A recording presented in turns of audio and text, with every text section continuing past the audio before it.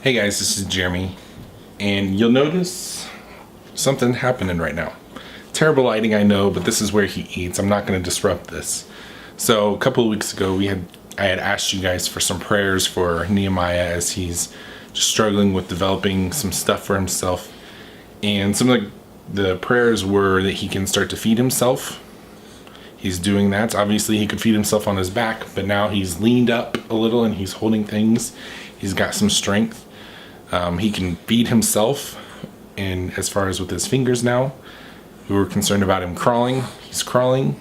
We didn't even think about this one, but the idea of him just being able to pull himself up, get ready to walk, he's already doing that. We've been doing a lot of occupational and physical therapy for him, but he is taking to this very, very quickly. It's absolutely amazing. So one of the big things about prayers is it's an interesting thing that I don't think a lot of people give time to. There's a lot of thoughts out there that prayers are required for getting stuff. Not true. Though we do pray so that we can ask God to give us the desires of our hearts. I think that's absolutely true. But I think sometimes we think that our desires for our heart are the best things for us. And so we pray to God about our concerns, about our worries. We also pray to God about our praises and our thanks and our worship of Him. And when we pray, I hate the illustration of the genie in the lamp because that's so insulting. But I think that it's almost like my son up there where he'll ask for things. And it's good things. He wants to be fed. He wants to be held. He wants to be loved. Whenever we put him down for bed, he gets upset because he wants to be with us. Sometimes those are things that they're good.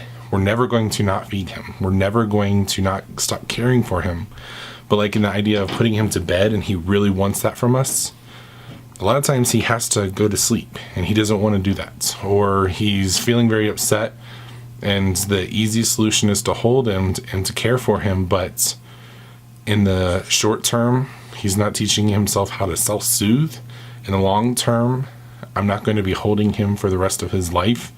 And so I think that's the advantage of being an older child is you don't always get that. When it's a younger child, it's like, okay, I'm feeling overwhelmed. We need to go pick him up so at least we have some sanity. And so with this idea of asking God for things, I don't like to overcomplicate it. There are things that I want to do for my son. There are things that I don't think it's appropriate for my son. My oldest wants to always eat chocolate. He always wants to go outside, even if it's in the dark and cold. And so there's some times where it's just not appropriate. And then there's other times where, absolutely, I would love to do that for you. So thank you for your prayers. We absolutely appreciate that. Thank you so much for continuing to be faithful. And just ask that you guys keep your prayers in mind. Keep us in your prayers. We'd love it. I'd love to hear what you guys have as far as your own prayers, so that I can return the favor to you guys. So leave your guys' comments down below. Maybe make it a personal message if you don't want to air that laundry out.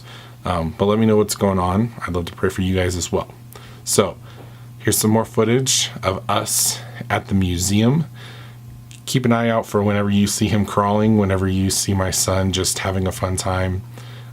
He even pulls himself up once. So look for that in the video. And then we'll catch you guys next time. Thanks.